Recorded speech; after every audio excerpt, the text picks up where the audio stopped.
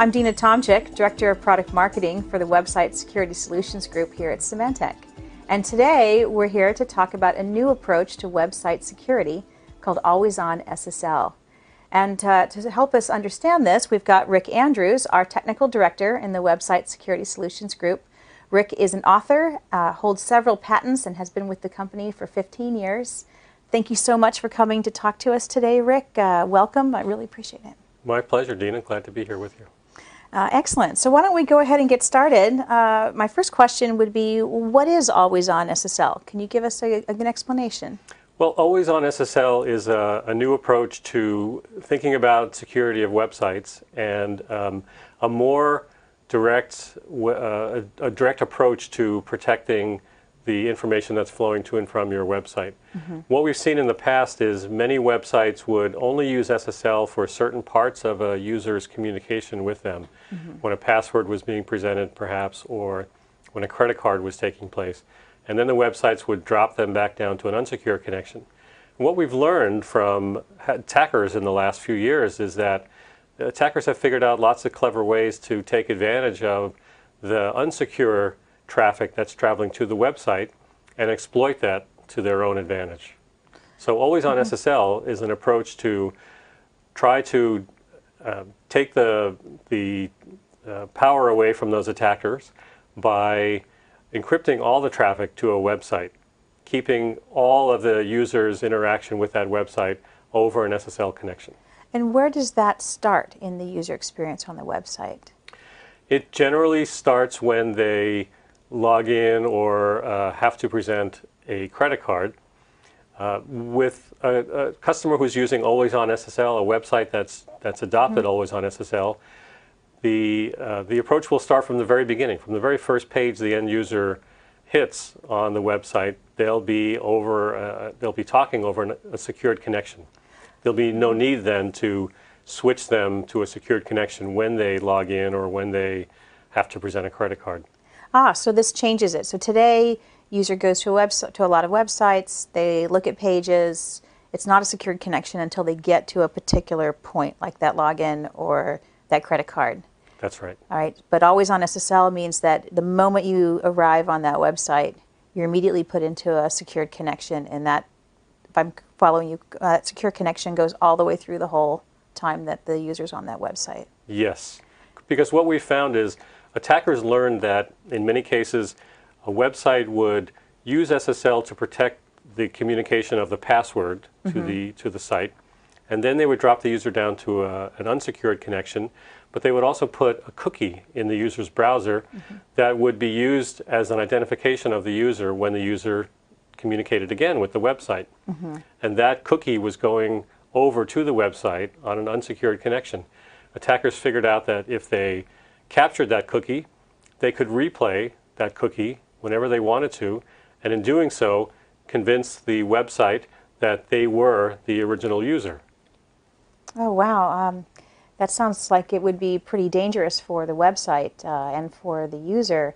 What would you say the consequences of allowing this kind of activity to continue, which would mean not going to an Always-On SSL arrangement?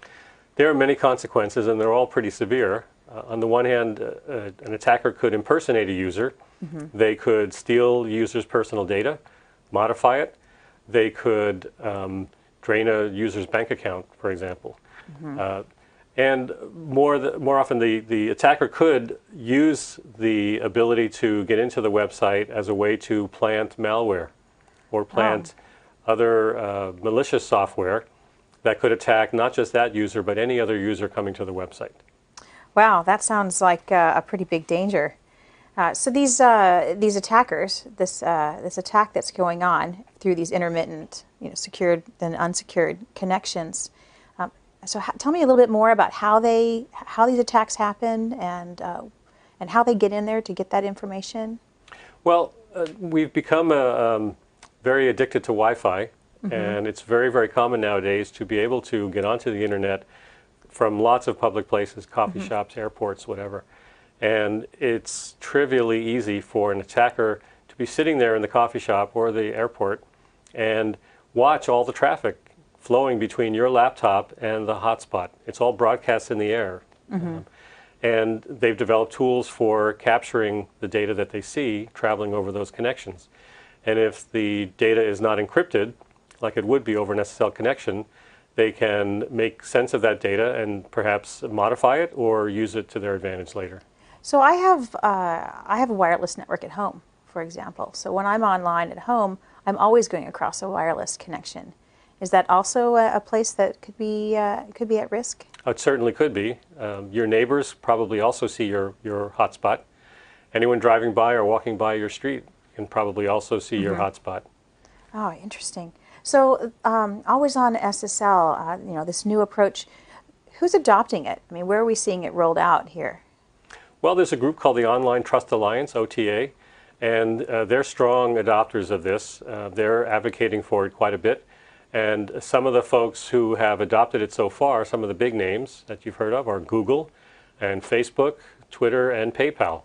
Well, those are big names. They are, and they've all been very vocal, very big supporters of the approach.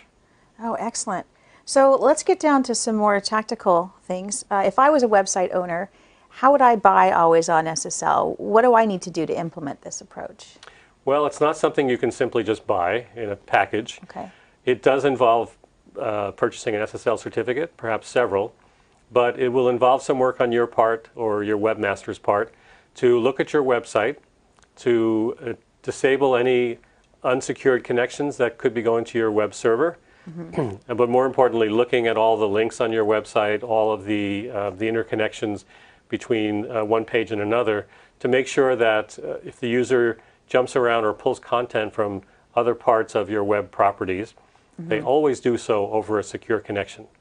If you don't do that, if you mix up secure and unsecure content, most browsers will give you a warning, will give the end user a kind of a nasty warning saying, you're mixing up secure and unsecure content. Do you want to do this? Do you want to see the unsecured content? So it's best to avoid those warnings. They only serve to confuse and scare people. Sure. And the easiest way to avoid those warnings is to have all the traffic over SSL, no matter where you're getting it from, even from your advertisers, for example, or other content providers. Adopting Always On SSL, would you say that this is expensive? I don't think it's expensive. You have to figure out what the cost of a few SSL certificates might be versus the cost of rebuilding your reputation and the trust in your end users if you do not adopt Always On SSL and your website were to be attacked or your end users were to be attacked. If they lose trust in you, if your reputation in the online marketplace is gone, in some cases it may be impossible to recover it. So I would say your reputation is kind of priceless. And for the cost of perhaps a few SSL certificates, you can do your best to protect it. Wow, well that does sound like a good approach. Thanks, Rick. Thanks very much for joining us today, and and thank you for joining us today. We look forward to next time.